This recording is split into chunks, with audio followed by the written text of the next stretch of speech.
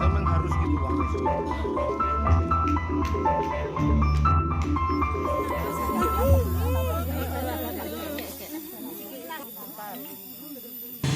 Saudara, seorang ayah di kota Tasikmalaya tega membunuh buah hatinya sendiri. Hal tersebut ia lakukan lantaran naik pitam saat sang buah hati meminta sejumlah uang untuk melakukan studi wisata di sekolahnya. Usai menghabisi nyawa buah hatinya, ia pun tega memasukkan jasad korban ke dalam gorong-gorong yang ada tepat di depan sekolahnya. Saudara, ikuti penelusuran kami. Kasus ini terungkap oleh pihak kepolisian setelah seorang pedagang kaki lima yang biasa berdagang di depan SMP 06 Tasikmalaya merasa ada yang janggal dari gorong-gorong yang terletak di depan sekolah tersebut. Saudara, disinilah di mana jasad korban diletakkan oleh ayahnya sendiri. Hal ini terungkap pada saat warga merasa ada saluran air yang tersumbat pada saat hujan melanda kawasan ini. Setelah dibuka dan dilakukan pembongkaran, ternyata di dalam gorong-gorong ini ditemukan sesosok jasad dari siswi SMP yang berjenis kelamin perempuan. Miris, nasib Delis yang masih duduk di bangku sekolah menengah pertama. Dirinya menjadi korban kekejian sang ayah karena kesal lantaran uang. Pihak kepolisian mengaku membutuhkan waktu hingga sebulan untuk menguak misteri kematian Delis bahwa ayah korbanlah yang ternyata sebagai pelaku pembunuhan. Kami sampaikan untuk perkara pada awalnya sekitar hari Senin sekitar pukul 15.30. Kami menerima informasi dari masyarakat bahwa ada temuan mayat di dalam gorong-gorong. Kemudian kami bersama tim Inapis mendatangi TKP, melakukan pengecekan TKP dan langsung melakukan olah TKP, di mana pada saat itu memang benar di dalam gorong-gorong ini terlihat kaki manusia menekuk di gorong-gorong yang sudah dibuka oleh masyarakat. Kemudian dengan temuan tersebut kami membongkar gorong-gorong itu untuk dapat mengeluarkan korban. Dan pada saat itu di dalam gorong-gorong kami menemukan korban ini masih menggunakan seragam sekolah, seragam pramuka. Kemudian juga tas bawaan ya, yang dalamnya ini berisi identitas, buku-buku dan juga sepatu korban. Dari mungkin mantan istrinya atau ibu korban ini sudah ada kecurigaan yang mengarah kepada ayah korban sendiri? Tidak. Jadi pada saat itu ibunya tidak pernah menyangka, dan sampai terungkapnya itu pun ibunya tidak menyangka bahwa yang menghabisi nyawa anaknya itu adalah ayah kandungnya sendiri.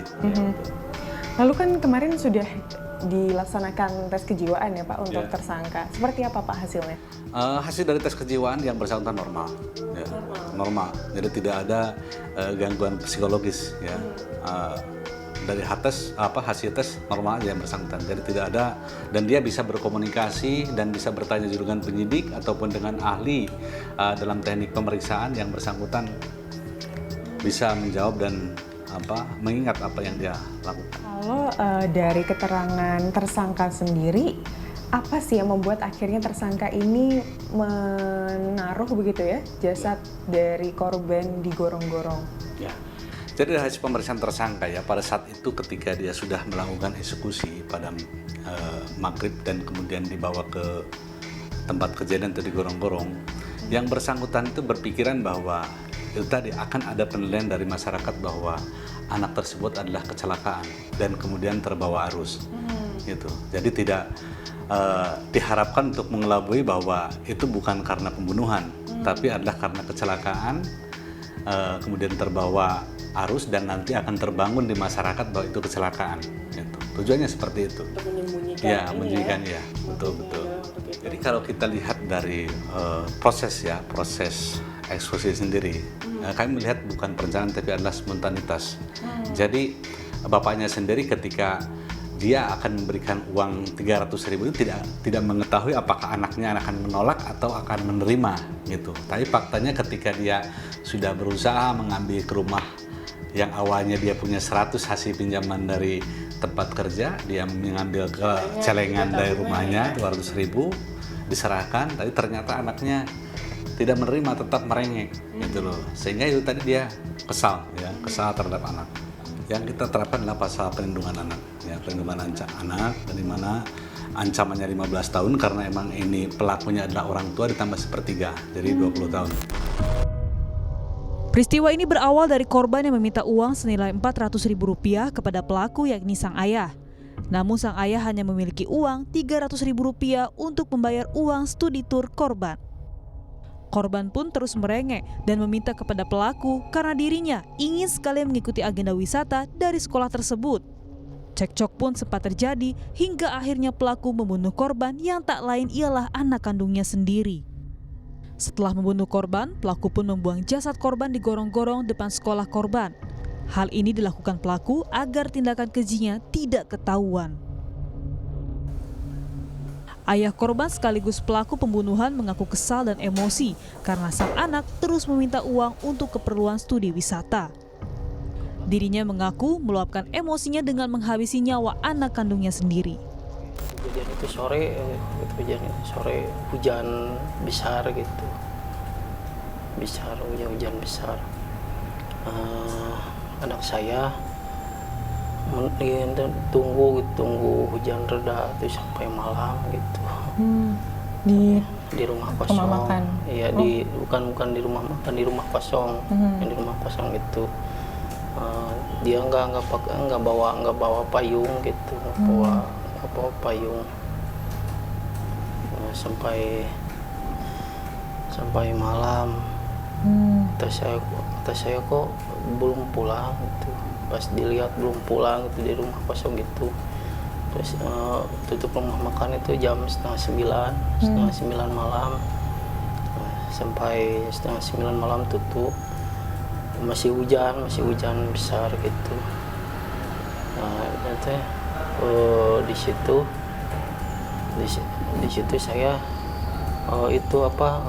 anak saya apa segini gitu, ngomel-ngomel gitu. Jadi rumah kosong itu lokasinya di dekat tempat bekerja Bapak. Iya. Dan dia menunggu di situ ya. Iya. Saat malam hari ternyata anak Bapak masih menunggu di situ. Iya. Dan barulah Bapak nyamperin begitu ya Pak ya. Iya. Terus seperti apa Pak? Ya terus kata saya ya, kata saya maaf nggak bisa ngasih uang 400, adanya segini, saya gitu. Tapi anak saya ngomel-ngomel terus gitu, ngomel-ngomel. Saya jadi gimana ya? Kan itu kan rumah itu kan angker gitu. Jadi saya di situ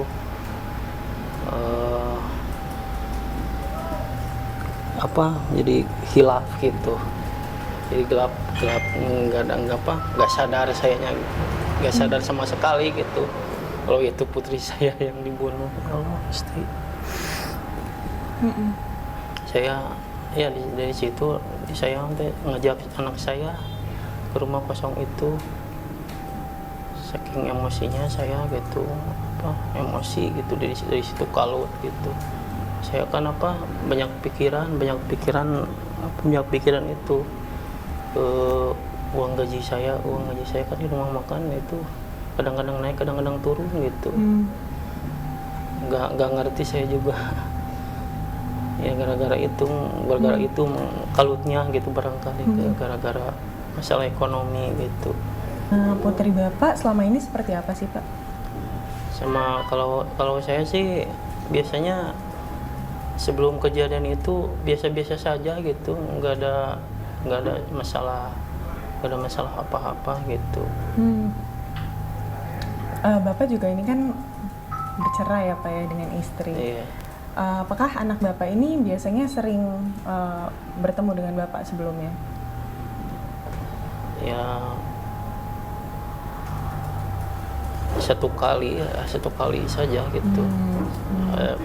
Waktu kejadian itu doang gitu, bertemunya gitu. Tapi intinya adalah hubungannya baik ya, sebelumnya tidak pernah ada tidak pernah ada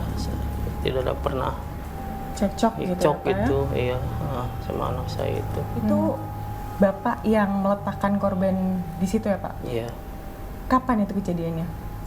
jam 10 lah, jam 10 malam. Malam, 10 lebih. malamnya. Malam. Itu apa yang Bapak pikirkan sampai akhirnya menentukan kalau Bapak ingin menaruh jasad korban ke gorong-gorong? Di gorong-gorong? Ya sempat itu sih gimana ya, waktu itu kan belum sadar gitu. Belum masih kalut gitu. Jadi tujuannya Bapak akhirnya memilih untuk menaruh jasad korban ke gorong-gorong itu apa? Untuk apa? Ya supaya ya tadi nama supaya nggak ketahuan gitu. Tapi akhirnya ketahuan polisi gitu.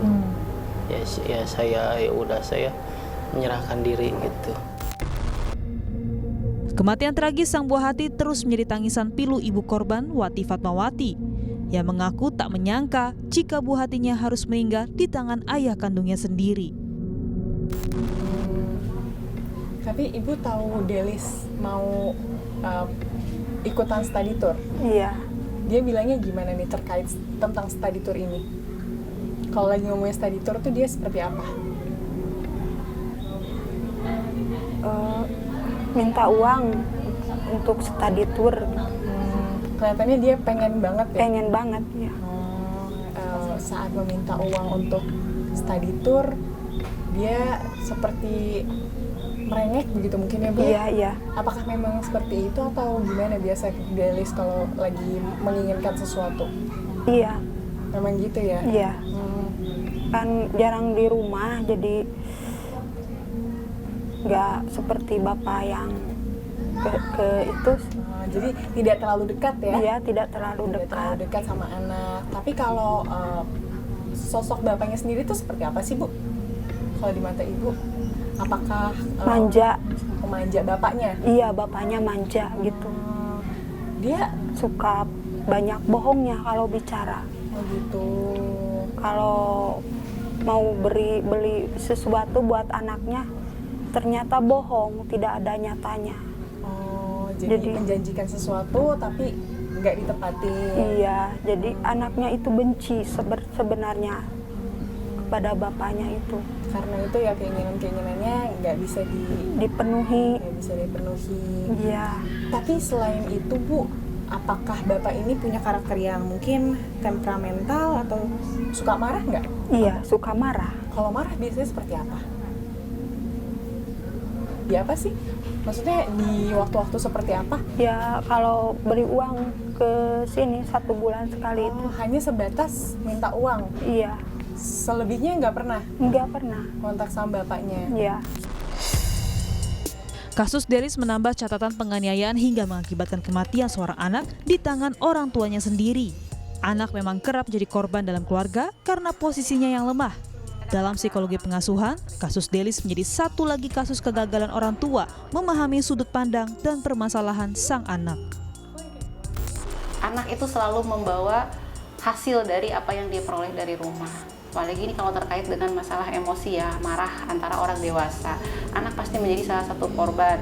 Karena apa? Karena mungkin sudut pandangnya sudah beda antara bagaimana orang dewasa ini menyikapi permasalahannya, lalu tidak disesuaikan dengan sudut pandang seorang anak, apalagi remaja yang notabene mungkin rasa ingin tahunya transisi ya dari anak ke usia dewasa, sehingga mungkin akan lebih apa ya, kalau dibilang jelimet atau lebih kompleks ya. Jadi banyak sekali rasa ingin tahu. Mungkin waktu itu juga justru banyak pertanyaan, banyak pemberontakan di situ. Jadi orang dewasa sebaiknya mungkin harusnya lebih paham bahwa anak itu mungkin punya masalah, tapi dengan versinya sendiri.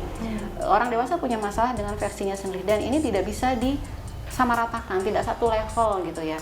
Jadi jangan berpikir orang dewasa, mungkin berpikir memang iya saya ini orang tua sudah bekerja capek, anak hanya tinggal duduk minta uang, misalkan seperti itu ya pandangannya.